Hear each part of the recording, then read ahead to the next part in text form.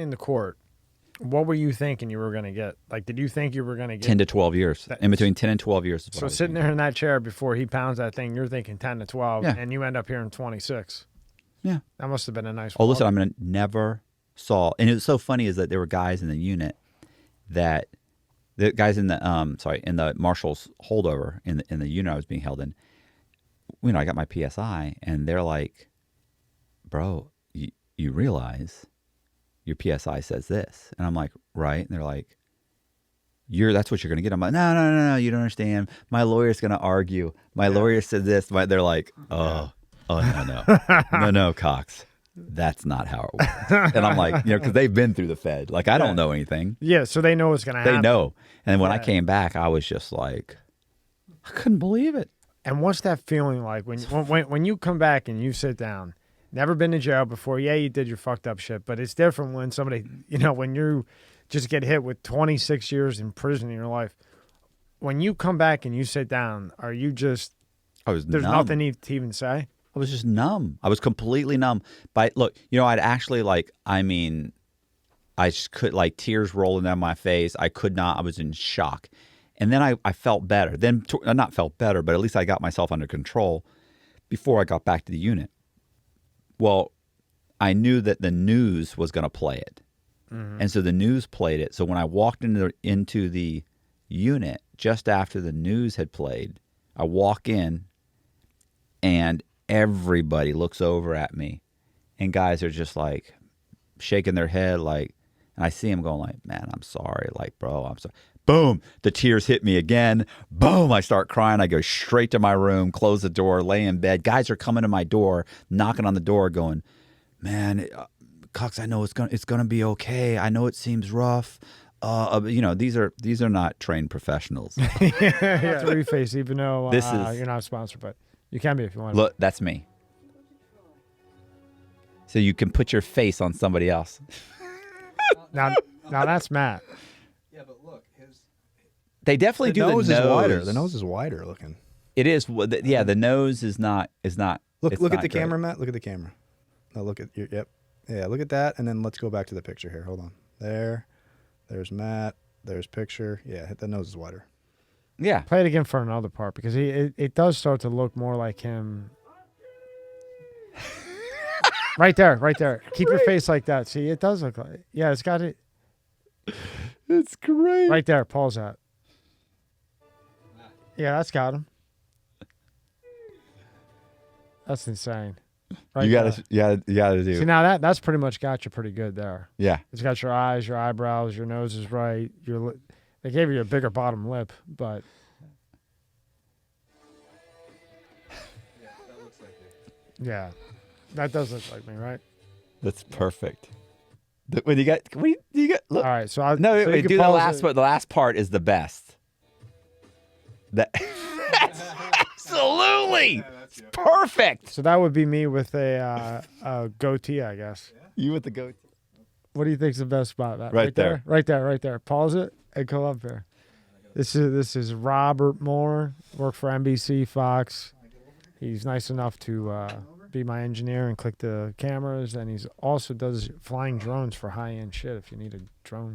Right. All right. Let's see. It's there. You got. I mean, if I had the bowl cut still, I guess. It's there. But like my tooth, I did crack my tooth. I got it fixed, but not that bad. But I cracked it. The nose is pretty good too. It's. You can, if you look, you can tell it's him. Yeah. You know what I mean? I think the Iron Man one on me is probably the closest. Yeah. Because, and in the app, as you were saying, there's multiple ones you could do. Like you can do, what were the other ones you were doing? It's got to have all that stuff, and then you were in jail. One of the people that had come to the jail was Dateline. And, and you went on Dateline and were interviewed by Keith Morrison, who everybody loves Keith Morrison except for you. That's the guy with the gray hair, right? Gray white hair. Pull that up with Keith Morrison. He is a legend. I love his voice. It's like your grandfather reading a storybook to you at bedtime. He was. So what was the problem with Keith Morrison on Dateline? The whole thing was just manipulative. He kept asking the questions over and over again. What the same? That's him. That's him right there. That's him. Yeah.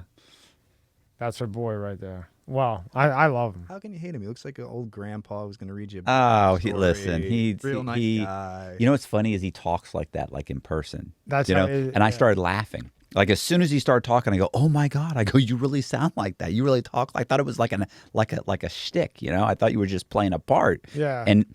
And he was like, "No, this is." And I look over at the camera guys are laughing because I was laughing. So, yeah, he just, he went on. He like they had an agenda, and the agenda was that I was a womanizer that was getting women to fall in love with me. Like I was a Don Juan getting women to fall in love with me and then forcing them to commit fraud. Then I'd take the money and leave. Look, not that I'm not saying I'm not a scumbag. I mean, I'm absolutely a scumbag. But it's like saying, do you have to make it worse? Like, they had to put a spin on it. You can't say, hey, this guy's going around defrauding banks. Like, that's like, no big deal. But they said, no, wait, how can we make it worse? Let's say that he's luring these women in and he's a Don Juan and he's convincing them to commit fraud. Bro, I'm 5'6". I was 5'6" and about 20 pounds overweight, soft as cotton, not a Don Juan. I mean, what are you doing, bro? Not that I'm not saying I'm not a scumbag. I mean, I'm absolutely a scumbag. But it's like saying, do you have to make it worse? Like, they had to put a spin on it. You can't say, hey, this guy's going around defrauding banks. Like, that's like, no big deal. But they said, no, wait, how can we make it worse? Let's say that he's luring these women in and he's a Don Juan and he's convincing them to commit fraud. Bro, I'm 5'6". I was 5'6" and about 20 pounds overweight, soft as cotton, not a Don Juan. I mean, what do you realize? Like, I don't know what editing is. I don't realize how they can cut it up. So this is in 2007. So I'm sitting there. And he's like, you hurt a lot of people. And I went, well, no, I didn't hurt anyone. And he goes, I financially inconvenienced some people. Like there were people that ended up having to went out and got an attorney because I rented their house and borrowed money on their house and the property was being foreclosed on. So they got an attorney and the attorney contacted the bank and explained that there was a identity theft or that it was, whatever the situation was. And I was like, so I didn't hurt anybody physically. And he goes, you hurt a lot of people. And I went, bro, I didn't hurt anybody. And he goes, you hurt a lot of people. And I go, you seem to be, so now I'm irritated. I go, you seem to be hung up on the word hurt. So yeah, I hurt a lot of people. You said that back to him. Right. So now when it comes out, it's one take. You hurt a lot of people. And I go, yeah, I hurt a lot of people. But did they put that in? Of course that's what they put in. So I look like a psychopath. I'm like, and this was constantly like he would say something and I would respond. And then he'd say it a little bit differently. I'd respond. He'd say it a little bit different. I'd respond. They'd clip it together so that he'd say something and you'd see me laugh. When I didn't laugh, they'd clip back to him making a face. And then they'd have my response, which wasn't even the response to the same question, which came off extremely arrogant and rude. Not that I'm not arrogant and rude. Right. I don't have a problem if you say, you're an arrogant, rude narcissist, and I'm behaving in that way, if that's what really happened. And that happens all the time. Like, I'll give you enough material to bury me. But he came in with an agenda, and everybody, and it's like, oh, he's a journalist. This guy had a story he wanted to place me into. Cox pop art. This is him painting. He's as good as any painter I've ever seen. I see that he's doing it more often now. Oh, yeah. Yeah, I got a bunch of time-lapse videos. Yeah, this is cool to watch. Cool. How he does it from beginning to end. Yeah, I like that. Yeah, I did 2 of those. It was this guy, and he wanted his wife apparently loves Jason Voorhees from Friday the 13th. Like, she's loves horror programs, and that's her favorite character. And so they wanted me to paint a pop art Jason Voorhees. So I came up with something, and she also loves Hello Kitty. Hello Kitty. So I did Hello Kitty skulls and crossbones and did a Jason Voorhees behind Now you're blasting through this, but how long does this actually take you? 10 to 20 hours.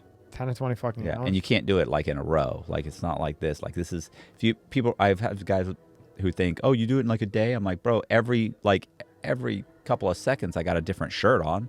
I'm wearing black shirts, white shirts, red shirts, green shirts. Is that oil-based paint? No, it's acrylic. Acrylic. So when you do that, so what you do, like a little bit, maybe like an hour or two? Yeah, I'll do paint for a couple hours or an hour. Take a break, do something else, come back the next day or whatever. And this is his Bubblegum Girl collection. These are pretty cool. I like this one. Yeah. I've got a time lapse of that one too. I got. Just scroll down. It's right there on to the left. Yeah, that's it.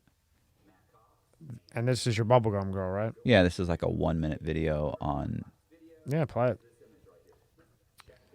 So you take just an actual picture like that, and you look at it, and you're able to do that freehand.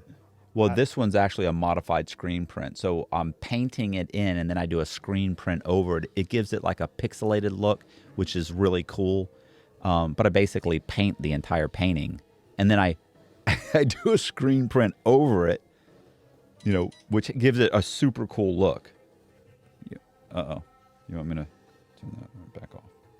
Well, if it didn't do it, it just wouldn't be you here. It just wouldn't be you. It doesn't matter. A few times. So I've sold a ton of these things. Not a ton, whatever. I sold like 15 or 16 of them. I have a few more orders I need to fill. When they're in like Iraq, or are they in Iraq? No, he's never been to Iraq. They're getting fired at. He's never been to Iraq. So he's never been to Afghanistan. It's all that's manufactured. I mean, what's so funny is like they did that for the purposes of the lawsuit that they knew were coming. Yeah. What was coming. When the fact is if they had made the movie based on that book that I wrote and just took it to, like, if they had come in and said, look, we want to put your name on it, we're going to give you $50,000, I'll take it. I'd have been thrilled. I'm in prison. That's great. If they'd have gone to Deveroli and given him a few $100,000, he'd have been thrilled. Instead, they end up spending. I can't even tell you. How much do you think they spent on lawyers fighting? I actually know what they spent. How much did they spend on? I can't tell you. Okay, I'm gonna guess, and you just say close or high. Hey, you say higher or low? Listen, it's over $1 and it's under $1 million. Option the film rights to the story. And what does that mean when you say you option the film rights to the story? It means that, like, New Line Cinema came in and said, look, we want to make a story based on this article, so they said, we'll give you, we're like $50,000 for an 18-month option. And of course, if it gets made, then we'll give you guys like $1 million. But so we'll give you $50,000. We split it up. He got some, I got some. The writer of the article got some, and the guy he didn't even write the article. He just took my story and put his name on it. Yeah. And then he mentions that, oh, Matt Cox sent me all this material. Well, I sent you an article, which you then rewrote maybe 10% of and stuck your name on it and got it in Rolling Stone.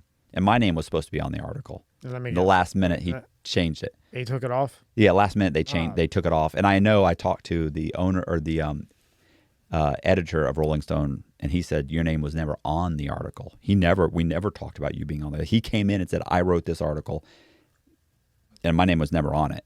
So, just complete. This guy's got stacks of trying to get what is well deserved from War Dogs, and then an even bigger stack of research that he did that I don't care what they say because I read the fucking thing. That script is pretty much the movie. So Matt, you wrote, well, let's say this. You wrote the story about what War Dogs is based off of, correct? Yeah, I wrote Ephraim Deveroli's story. And then someone from Hollywood or wherever, Warner Brothers, found it, or no. You brought Hear the whole story. It is one of the president of Warner Brothers International. His son was friends with a guy. His son is does documentaries, and he's friends with a guy that does documentaries.